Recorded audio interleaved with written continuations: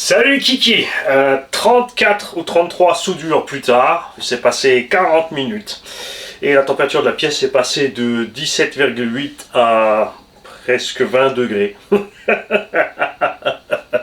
Le temps de faire toutes les soudures pour Tonton Koub. Alors on lui a préparé ces deux DXF 6005, le Max 8G2, les deux VXL et le Max 10 avec une seule prise. Et l'essentiel donc de tout ceci est là, puisque en plus ça tombe bien, puisqu'on a dit cette année on fait plus de 1/5, on va causer variateur pour les vrais, parce que bon, vitesse ça va 5 minutes, 12 heures c'est bien, mais 16 c'est tellement mieux, surtout dans les gros bébés comme celui-là, le Lozi 5 et d'autres engins à voir, parce qu'on va encore tout prendre cette année.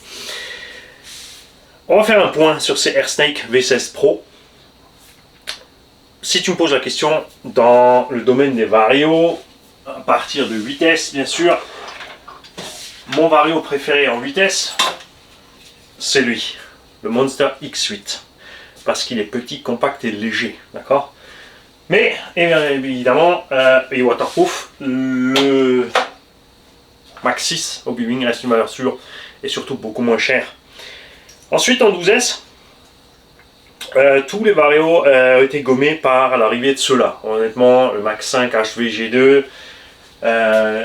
tout ce qui est 12S, je mets plus que ce vario là partout. J'espère que Castle va suivre et va nous pondre un XL X12 parce que, comme tu le vois, le XL2 est un poil plus grand encore que le 12S de chez Hobby. Faut pas oublier une chose essentielle aussi, c'est que moi, je monte les S, je descends les KV. Mon but est de faire des setups durables, tout simplement. Je veux pouvoir conduire mes grosses bécanes comme je conduis mes plus petites bécanes, c'est-à-dire sans me poser de questions, sans genre, trop de perf. C'est bien de rouler à plus que 100. Mais au final, sur le terrain, ça ne sert pas à grand chose à part user très vite ta bagnole. Donc, moi j'aime bien avoir des setups qui sont beaucoup plus cool au niveau de l'ampérage. Ce qui me permet aussi de continuer à rouler avec des batteries standards et des prises EC5 ou XC90. D'accord? Évidemment, ceux qui vont vouloir à la limite des 300 ampères ici en 16S, qui vont mettre un moteur qui tire du jus à mort, comme un TP Power ou autre, ce genre de prise pour eux ça va venir chaud, mais après ils ont aussi le problème avec les lipos, c'est que ce genre de lipo avec des câbles 12 AVG, bah ça suffit pas non plus. Donc l'un dans l'autre, on est toujours un peu sur leur balance, mais ça c'est tant pis pour eux. Moi je suis très bien comme ça.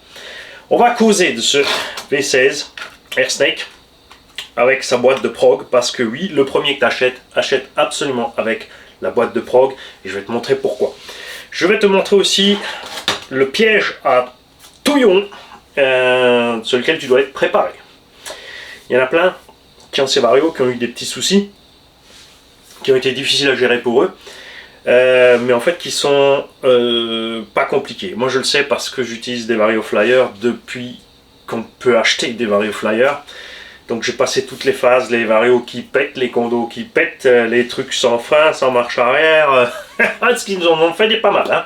Mais là, quand on arrive à des produits franchement sympas. C'est sûr que avec ces varios Flyer, on n'a pas la douceur qu'on a avec Hobby ou Castle, sans capteur. Et bien sûr, on ne peut pas comparer avec les capteurs Castle et les tout nouveaux capteurs Hobby. Ça c'est certain, vous l'avez vu sur le Baja. Tu peux vraiment laisser tourner ta roue à cette vitesse-là, comme ça, alors que tu as quand même une VMAX à plus de 100. C'est assez délirant. Ces varios n'ont pas ça, mais ce qu'il y a, c'est que faire un ensemble comme ça en 16S, dans un engin 5e lourd, comme un Lozi 5T, même le Baja,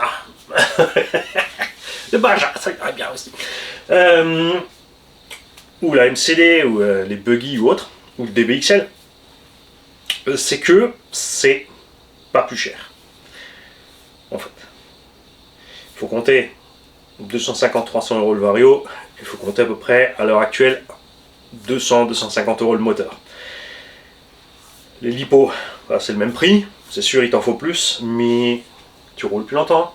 Et surtout, elle dure plus longtemps dans le temps parce que tu ne leur tires pas sur la gueule jusqu'à ce qu'elle chauffe systématiquement. Moi, ce que j'aime bien, c'est avoir fini un run. On peut pas parler de l'été, parce qu'en été, tu as déjà 30-35 degrés dehors, tu as le soleil qui tape sur la carreau en Lexan, qui traverse tout, donc tout chauffe à mort de toute façon. En été, on est dans les 50 degrés sur les lipos, mais c'est une température que j'aime pas dépasser. Et en règle générale, sinon tout le reste du temps, j'aime bien que ça reste tiède. Les varios, les moteurs, tout ça, ça encaisse 90 à 110 degrés pour les varios, c'est pas un problème. Il y a des varios qui ont un cut-off qu'à partir de 120 degrés, pour te dire un petit peu. Même si généralement je les descends sur les varios, si c'est réglable, si tu as le choix, je laisse dans les 100, entre 95 et 105. Comme ça, ça te fait une petite marge. Tu sais, quand tu tires trop dessus, ça va couper. Et là, tu sais que tu as abusé. Les moteurs, ça dépend de la qualité des moteurs. Il y a des moteurs qui supportent aisément entre 80 et 100 degrés. Il y en a au-delà de 80, ça va pas. Plein de gens sont toujours paniqués pour la température du moteur. Ah, c'est trop chaud, il est trop chaud. Non. Pour le corps humain, la sensation de brûlure, ton cerveau te fait lâcher prise, c'est 50 degrés en gros. Les travailleurs manuels, tout ça, sûr, on peut atteindre les 60. Tous ceux qui travaillent dans la chaudronnerie, les soudeurs, tout ça, ils vont même aller au-delà. Hein. Les gens qui ont beaucoup de cornes aux pattes, c'est pareil. Mais donc, quand tu touches, quand tu peux pas laisser tes doigts dessus, ton moteur est loin d'être trop chaud parce que les plages d'utilisation de température des moteurs idéales sont de 60 à 80 degrés. Ce qu'il faut, c'est pas dépasser les 80. Donc, une température constante entre 60 et 80, c'est bien. Il n'y a pas de problème. Il ne faut pas vous inquiéter.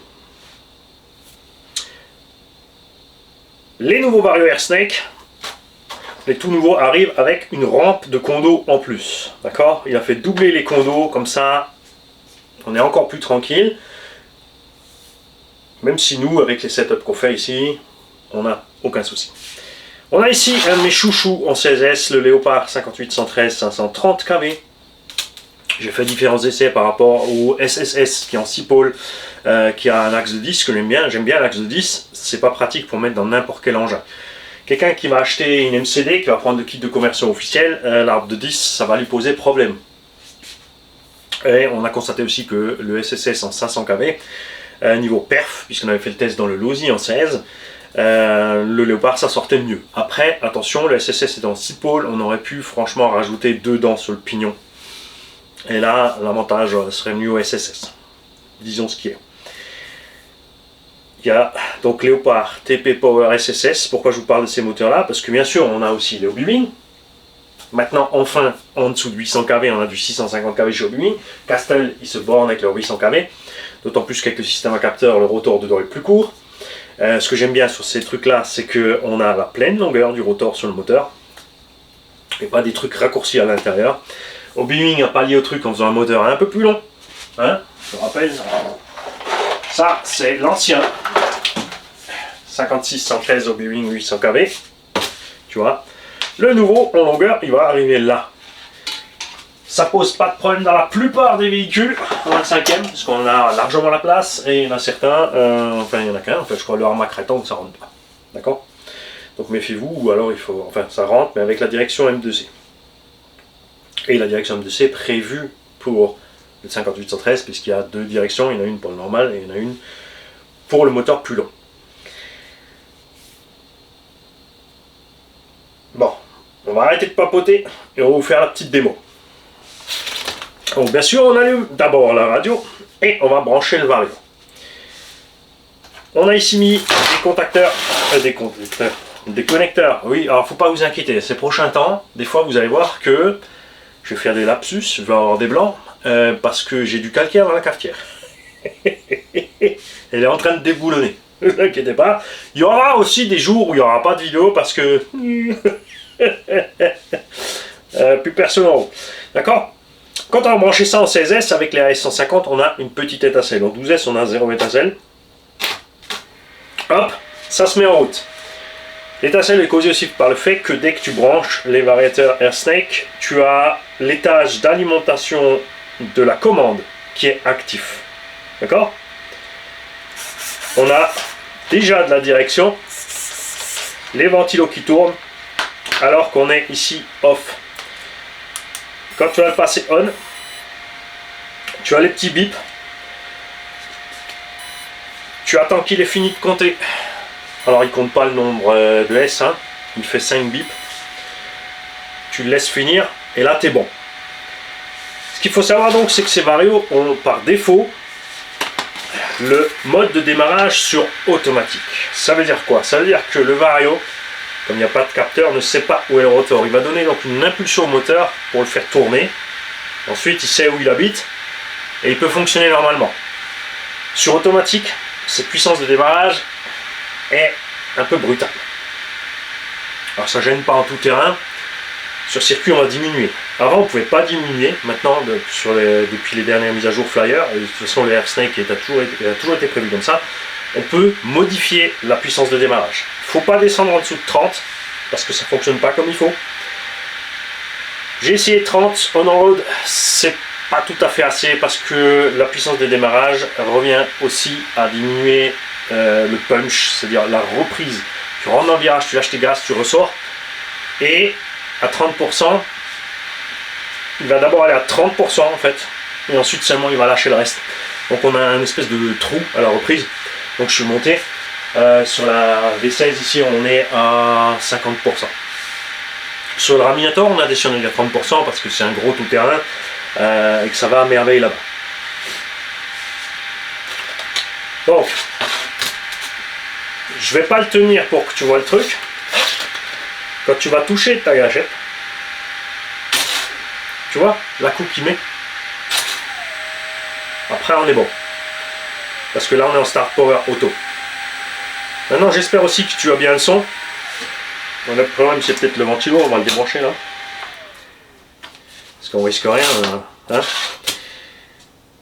Le deuxième piège, c'est qu'il te faut une radio sur laquelle tu peux régler tes gaz. C'est-à-dire que tu as 100% de plage de gaz, et il y a des radios où tu peux monter à 120%, et il y a des radios comme le Spectrum, tu peux monter à 150%. Il y a des radios où tu peux rien faire, et selon le cas, ça peut poser problème. Il y a des radios où tu peux rien faire, la plage elle va être bonne, et il y a des radios où tu peux rien faire, la plage sera pas suffisante. On a remarqué donc sur les radios ici qui ont des plages réglables au-delà de 100%, c'est que il faut monter au-delà de 100%.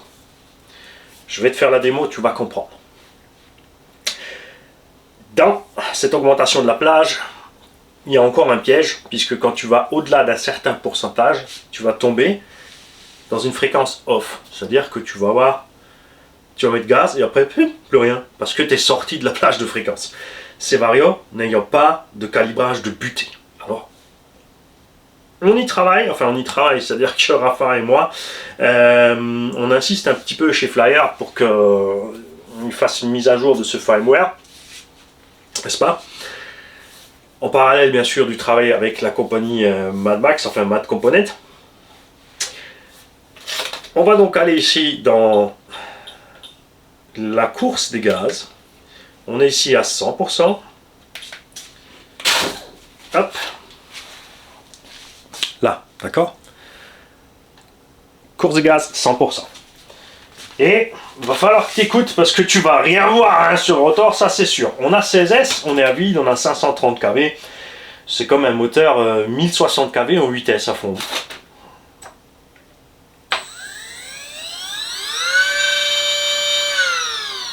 T'entends? T'es prêt? Je vais te le laisser là, comme ça va résonner peut-être un peu sur la planche. Et on va grimper ici le pourcentage des gaz.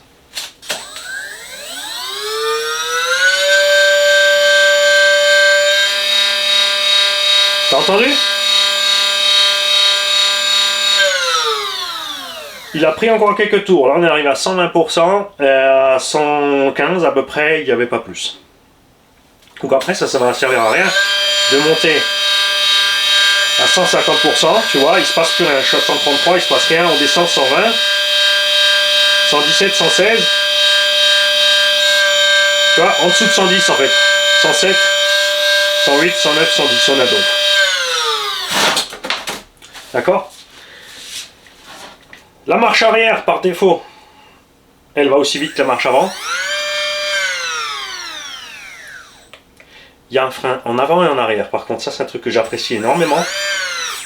Frein. Frein. Et ça c'est super cool. D'accord? Si tu as un problème quand tu démarres ton Vario de calibrage de neutre, c'est-à-dire que tu vas le mettre en route, un coup ça marche, un coup ça marche pas, ça vient de la plage de neutre de la radio. Alors avec les radios Spectrum, Dumbo, enfin les radios Link, tout ça, j'ai pas de problème. On a eu ce problème avec les radios Flysky. Donc selon la radio que tu as, tu pourras pas profiter pleinement du système. Sur les radios, tu peux pas changer la plage de neutre, c'est au Vario qu'il faudrait pouvoir la changer. Tu peux la changer, c'est prévu, on va y aller. Le problème, c'est que quand tu vas dans cette programmation de plage, c'est qu'elle est indiquée en millivolts, et toi tu n'as aucune idée de la plage réelle de ta radio. Donc quand tu vas commencer à toucher là, la première chose à faire, c'est de prendre la photo d'écran, de noter tes millivolts, parce que quand tu vas commencer à bouger là-dedans, si tu tombes dans une plage de réglage où rien ne fonctionne, si tu dois chercher la plage où ça va nouveau fonctionner après, ça peut être long. D'accord? Faut se méfier. La carte de prog, elle a 4 fils. Si tu branches à l'envers, il se passe rien du tout. Sur la carte, c'est indiqué les couleurs yellow, white, red et black, en abrégé bien sûr. Si tu mets dedans, ça ira mieux. Et elle se met en route uniquement que quand tu allumes le moteur. C'est un point très important. Là, tu vas tomber dans le modèle. Donc ici, on est en car, c'est pour voiture. 3 à 16S. Reverse on, ça c'est la marche arrière. Startup Power Auto. Et là, tu peux donc changer. On va mettre ça à 50%. Pour valider, il faut appuyer les 2 boutons du milieu en même temps. Et là, tu entends une espèce de bzzzt au niveau du moteur. Maintenant, piège suivant. Tu peux passer toutes les fonctions comme ça et les programmer. Et te retrouver avec la programmation qui n'a pas fonctionné, sauf la première que tu as montée, parce que entre chaque phase de prog, alors ça dépend, j'ai eu des Vario où je pouvais tout faire, mais depuis les dernières mises à jour, justement, il faut faire un après l'autre. C'est-à-dire qu'entre chaque phase de prog, tu es obligé d'éteindre et de rallumer. Alors ça, c'est un peu long. Ça, c'est pareil, on leur a signalé, donc on va voir avec eux. Alors, c'est pas dit que ce soit comme ça sur le tien, hein. Faudra voir. Donc là, on a changé le Start Power. D'ailleurs, on va vite checker si c'est bon. Tu as noté que quand tu mets la carte de prog, tu n'as pas les bips moteurs, parce qu'il rend le moteur inerte pour éviter les accidents. Hein.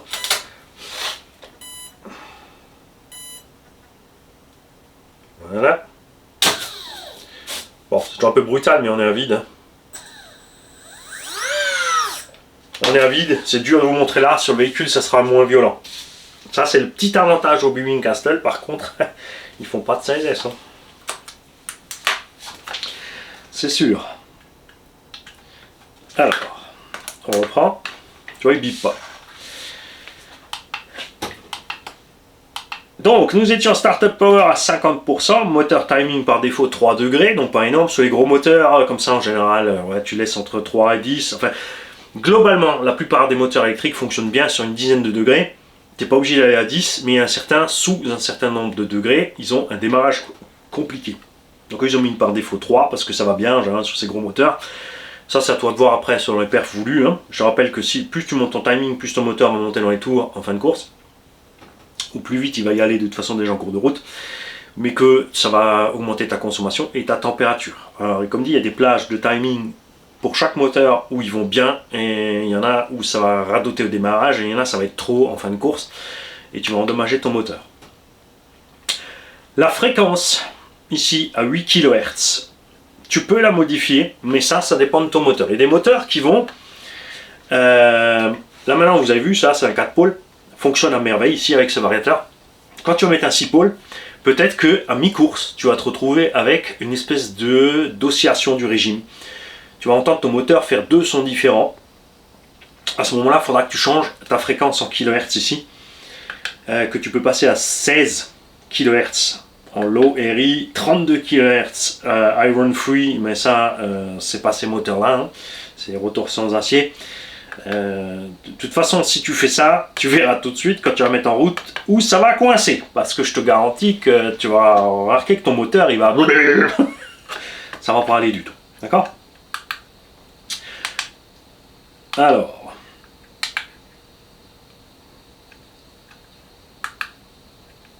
je suis en train de me mélanger les pinceaux de truc, voilà. Accélération. Donc, on peut choisir encore une puissance d'accélération. Là, elle est sur médium, c'est ce que je laisse en général. Faible, je trouve que c'est trop faible. Et élevé, c'est super brutal. Ça va être bien si tu veux faire des stunts, mais bon, en 16S, de toute façon, tu as tellement de patates, t'en as pas vraiment besoin. Tu choisis tes types d'accu, donc lipo, lithium-ion, qu'est-ce qu'on a tout d'ailleurs en choix? Lithium-fer ou A123. Ils ont prévu large de ce côté-là. On reste bien sûr en lipo. Le comptage des cellules lipo, tu peux le passer en manuel. Si tu le passes en manuel, par contre, donc si tu es ici, tu roules en 16, tu passes en manuel en 16, tu ne pourras jamais mettre moins de 16 parce que ton Vario, il ne voudra pas démarrer. D'accord? Il va biper pour te dire c'est pas bon. Moi je laisse en auto, pourquoi? Parce que les setups que je fais sur certains terrains, selon tes packs d'accu que tu as tout simplement, tu vas avoir passé tes 2 ou 3 packs de 4 batteries et il te restera encore peut-être 2 6S dans la caisse et tu as envie de faire encore un tour, donc tu peux brancher 12 et faire un tour un peu plus cool, ou tu peux peut-être commencer avec le 12 pour faire cool. Ça c'est à toi de voir, d'accord? Le cut-off, par défaut 3.2, ça c'est très bas, je vous conseille vivement de monter au minimum à 3.5. Là-dessus on a mis 3.4 pour voir, vous avez vu qu'on arrive, on a vidé les DXF à donf pour vous montrer ce qui se passe en dessous de 3.6. Vraiment. 3.7, tu as vraiment une bonne marge de sûreté, mais tu vas t'arrêter, les lipos vont monter à 3.80 quasiment, donc là, tu es vraiment loin d'être vide. D'accord? 3,50, 3,60, moi je suis vraiment bien à l'aise et ça me donne des cut-off. Quand j'arrête mon véhicule, le temps de brancher la batterie, je suis entre 3,60 et 3,70. Et vous avez vu aussi que quand tu restes dans ces alentours-là, l'étalement de voltage des cellules reste stable. On avait fait le premier truc avec quelles batteries on a mis des autres batteries que celle-là. On s'était arrêté parce qu'on a remarqué que tu commences à perdre du jus. Et on s'était retrouvé, donc souvenez-vous, à 3,74, je crois, quelque chose comme ça par cellule, sur 15 cellules, et une à 3,73, ou tout à 3,75, une à 3,74. On a fait la même chose avec les DXF, et vous avez vu qu'à un moment de la lecture, on était à 3,79, 3,80, tout allait bien. Et quand on est ensuite descendu pour aller voir plus loin, on est arrivé à ce moment fatidique où ça a commencé à se dézinguer, d'accord? Là aussi, donc, tu programmes, tu as ton petit son, et tu rééteins, tu rallumes.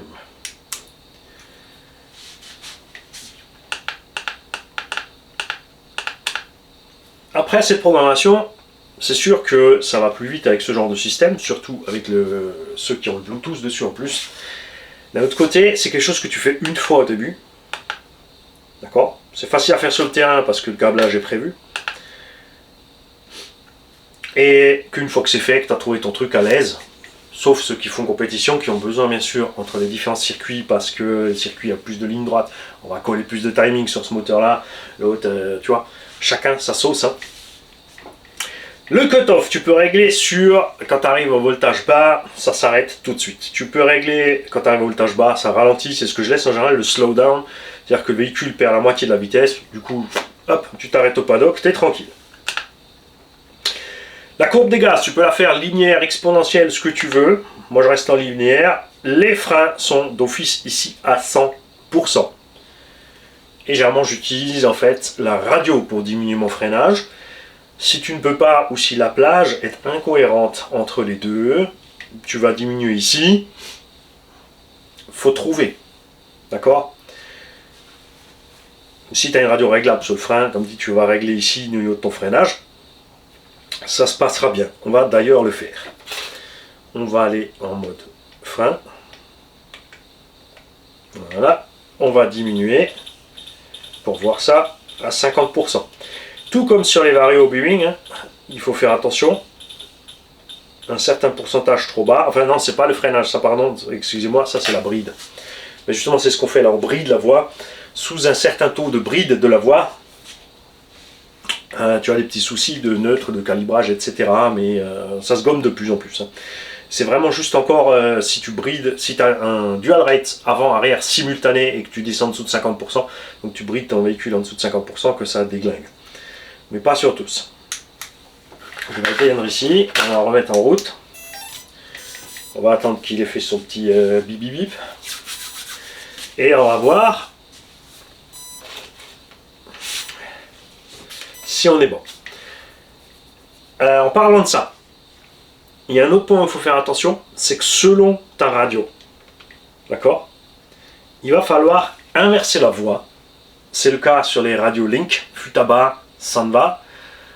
Fonctionne généralement à l'opposé des autres radios, c'est-à-dire qu'il y en a certaines sortes de radios, quand tu vas, le sens de défaut de rotation du cerveau, c'est gauche, et les autres, ça va être droit.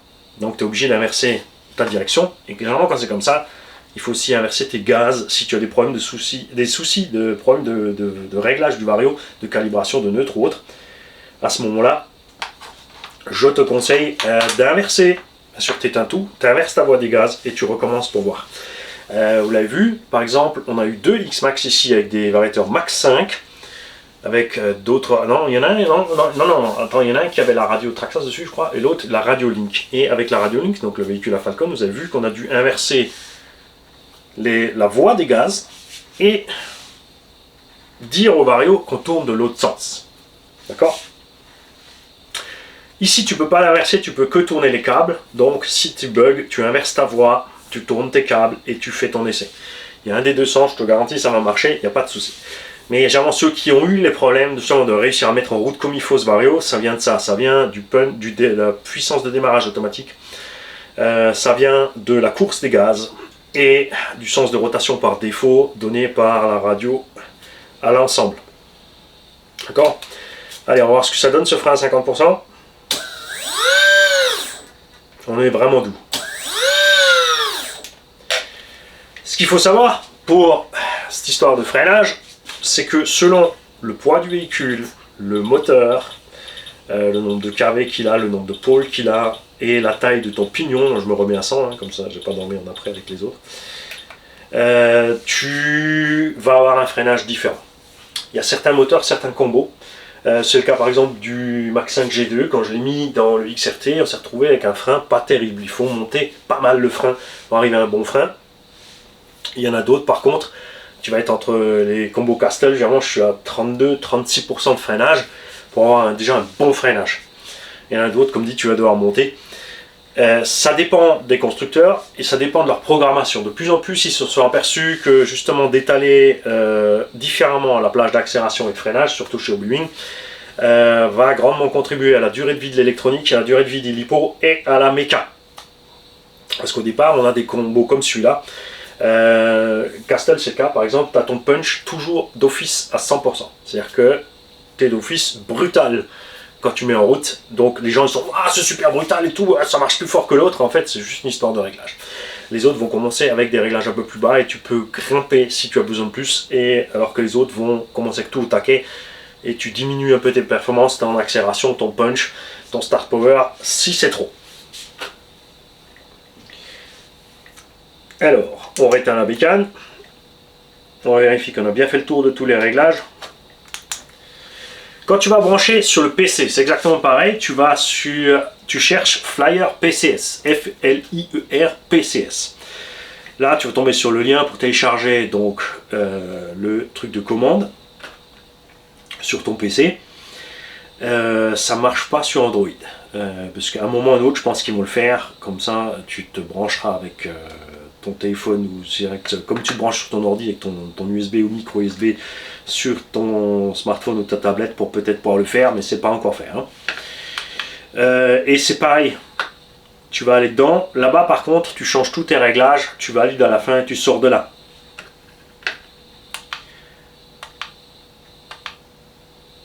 Et tu n'oublies pas justement le coup du switch on-off. Si ta programmation ne passe pas, il faut que tu fasses avec ton switch, il faut que tu fasses le nécessaire. Tu essayes, c'est pas compliqué, hein, tu peux pas faire 36 000 essais pour faire ta prog. Donc on était à la courbe, on était au freinage, donc ici on laisse à 100%. Ensuite tu peux limiter la puissance de marche avant et la puissance de marche arrière.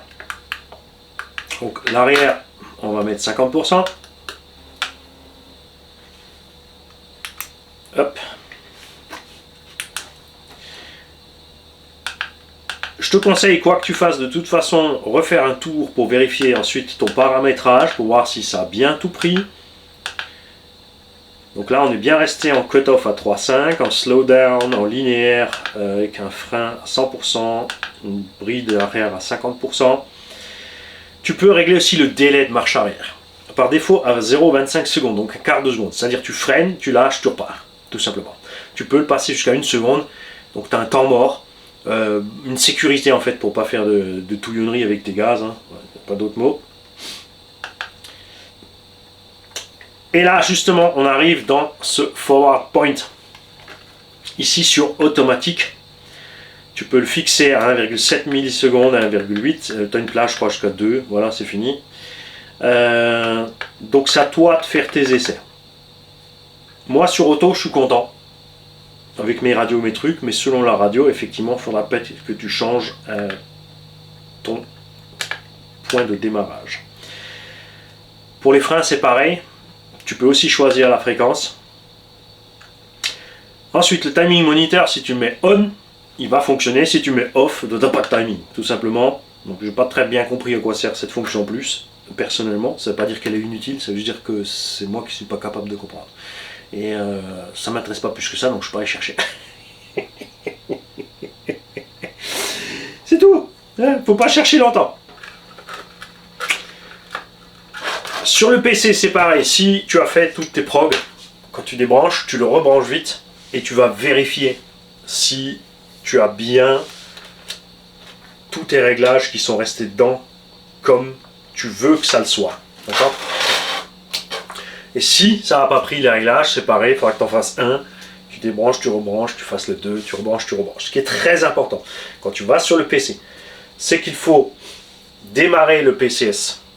Ensuite, tu mets ton USB. Si ça ne reconnaît pas, tu fais l'inverse. Tu branches ton dongle USB d'abord et ensuite tu démarres ton PCS. Et après, tu branches ton Vario.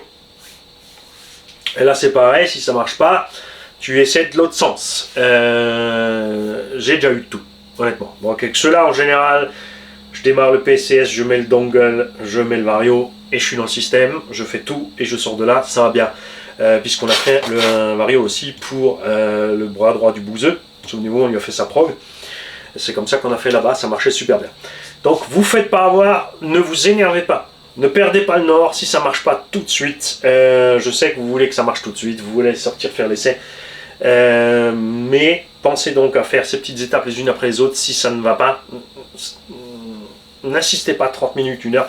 Si, quand tu veux mettre en route ton moteur hoquette, surtout, tu n'insistes jamais.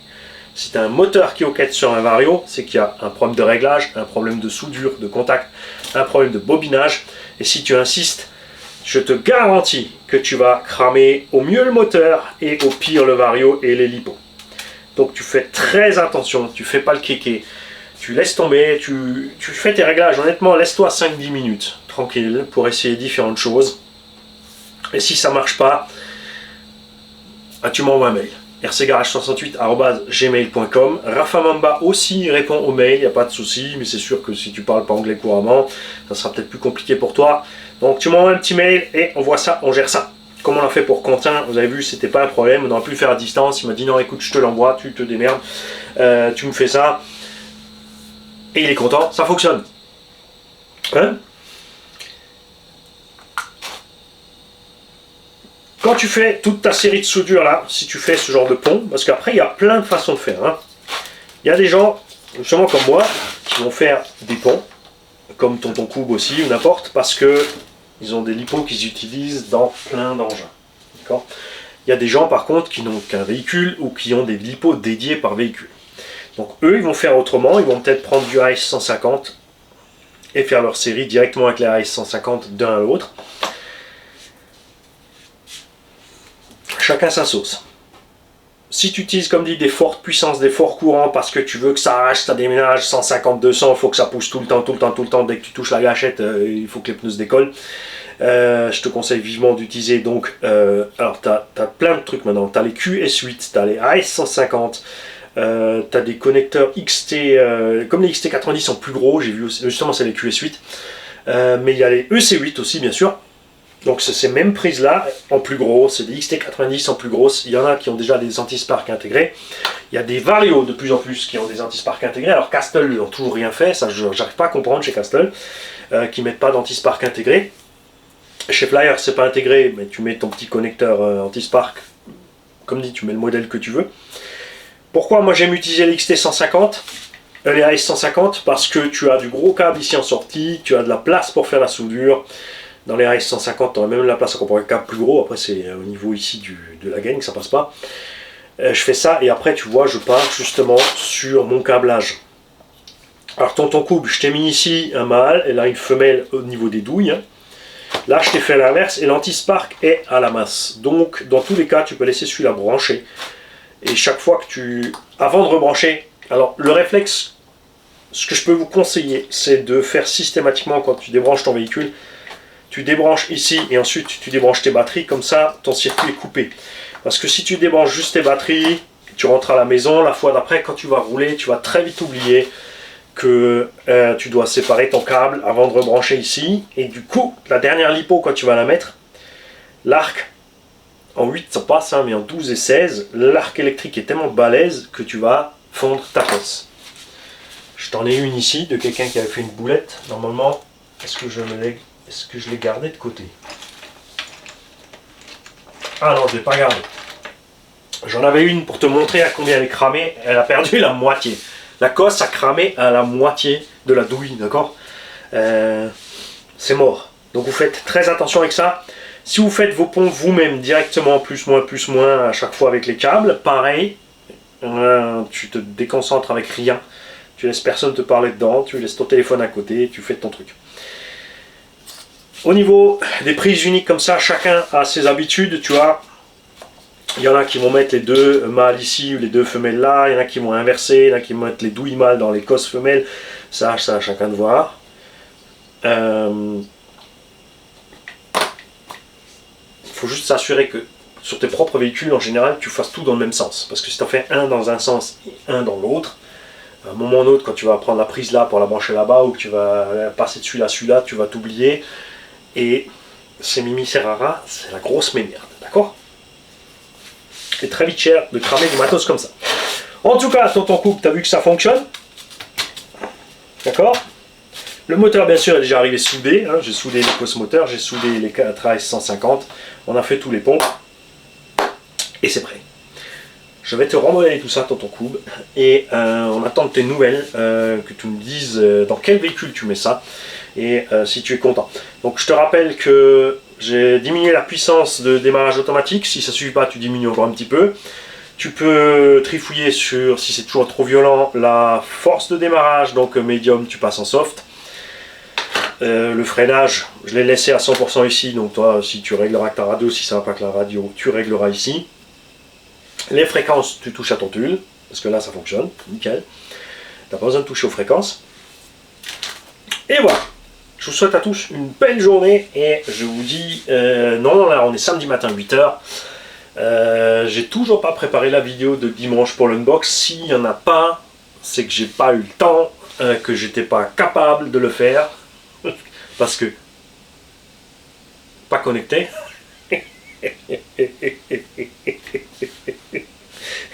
Je tiens à remercier aussi tous ceux qui ont participé sur la vidéo unbox du Nero Big Rock. Je dis toujours Nero Big Rock parce que j'ai l'habitude du premier, mais ça s'appelle Big Rock tout court, c'est pas un Nero, d'accord? Mais moi j'aime insister lourdement là-dessus, pour moi ça reste le Nero Big Rock.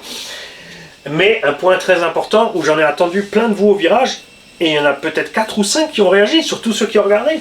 C'est plutôt inquiétant les kikis. Hein? La confiance n'exclut jamais le contrôle. Donc vous allez sur les sites constructeurs et vous vérifiez les trucs qu'il a racontés.